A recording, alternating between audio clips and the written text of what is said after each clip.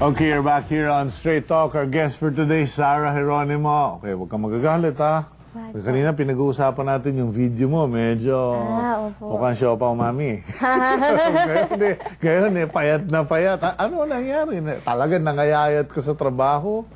Hindi, ano po, sa taping po ako tumaba eh. Sa yung soap opera po, yung Sarah the Teen Princess. Oo. Kasi po, siguro din po sa pagod, tapos on time po yung pagkain namin. May breakfast, lunch, ganyan, midnight snack, ganyan. So, lagi po kaming ginugutom, tapos may dala pa po kaming mga kung ano-ano. So, doon po ko tumaba. Kain ng kain, chichirya. Hindi naman po, bawal po sa akin yun eh. Paano ba? Sandali, pwede pa, palabasin nga yung coordinator na yan, ha? May sinisensor itong bata. Hindi, no, pero ano yun, bakit bawal? I mean, most kids your age will eat anything. Natawag nga sa inyo mga bata, bulletproof ang mga tiyan ninyo, di ba? Dahil kahit anong kainin.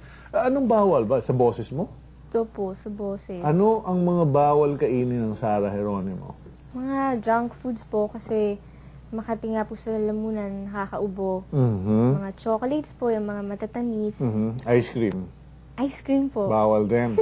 Pero di bali ng bawal, gagawin mo pa rin. Hindi naman po. Bawal po talaga eh. Okay.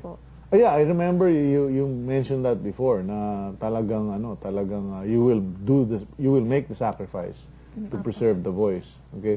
What is the biggest sacrifice that Sarah Geronimo has to make para lang ma-preserve yung gift na yan at saka mapahaba ang career? Biggest sacrifice? Siguro po yun ngayon po yung may times po kasi na medyo nagkakaroon po ng problema sa schedule. Medyo inaabot na po kami ng madaling araw, tapos may schedule po kinabukasan. Kailangan po kasing ingatan po yung boses. Yun po kasi natutunan po namin na hindi po namin nagawa noon, na go lang kami ng go, tapos may nagka-problema na po pala yung vocal cords ko. So ngayon po talagang kailangan po ingatan eh. Okay. Po. So talagang you're very particular sa ginagawa mo, sa puyat, sa pagkain, etc.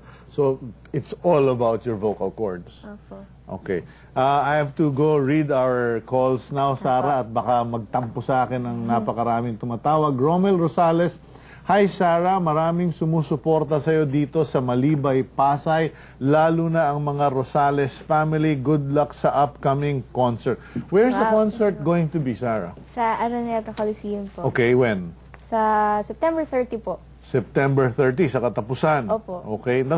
Kanina sabi mo, ang mga nagpupunta doon, sila OG, sila Regine. Balita ko, Regine's joining you in this concert. Is that correct? Or is it somebody else? Surprise guest po si Misa. Surprise. So, sorry na. Sorry naman po, no? Kasi magaling yung mga agent ko, no? hindi ko talaga alam na. I'm sorry, no? Kasi, alam mo, chismoso ko. Pare-pare, sino ba kasama ni Sarah doon? Yung pala, Miss Regine, hi, tawagan mo ko, may racket kami para sa'yo. Okay. So, okay, Regine's gonna be there. Who else? Piolo Pascual po. Piolo. Mark Bautista. Okay. Sila Nikki Bacolod po, Jonah Lumbero ng Search for the Star in a Million. Saka si Japoy Lizardo po. Okay. O sige, ang dami na namang dumating na calls, so I'll just go concentrate on the calls. Sherwin Muling Tapang, at a young age, Sarah serves as a role model to the younger generation. She inspires everybody with her rags to richest story. Thank you po. Sarah, ikaw ba na-invite ka sa mga school, sa mga kolehiyo, ganyan, para magbigay ng mga, mga talks or encouragement sa mga kabataan ngayon? Because, true, I mean, pinakita mo na focus, determination, and family support, you will achieve your goal. Sa UST po, kasi kahit na hindi po ako nakatapos ng high school sa UST, welcome na welcome pa rin po ako. At saka, ina-awardan po nila ako ng Benavides Award. So, yun po. Sobrang honored po ako na binibigyan po nila ako ng award. Well, congratulations to UST for doing that. Kasi may mga ibang eskwelahan ano pa, igaganon pa nila yung, Totoo po yun. yung dati nilang estudyante. Matapos kunin yung matrikula, lalaitin pa.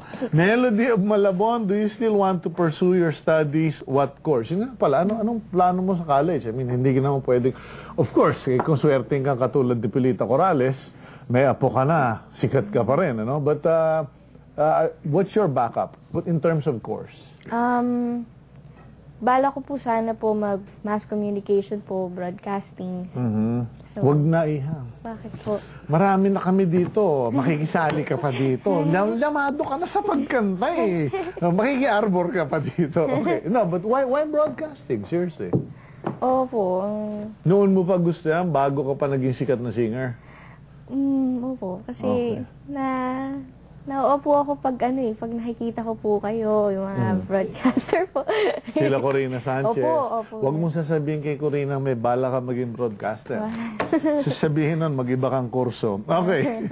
Albert, bilib ako sa'yo, Sarah, mahal ka namin. Wow, thank you po. Ivy, Sarah, ang galing mo. Paano mo madidescribe si Eric Santos, Mark Bautista, at Sherin Reyes? Yun nga pala, no? Kasi kanina napansin mo, nalilito na ako. Opo. Sino ba si Eric, sino ba si Mark? Kasi lagi silang magkakasama eh. Iyan bang mga yan eh, naghihiwa-hiwalay pa o ano na? Opo. Para mga kambal eh. Oh. Okay, how do you describe Eric Santos? Si Eric po, formal po siya. Formal. Oo, at saka parang this is the moment lagi po ang performance niya. Performance level.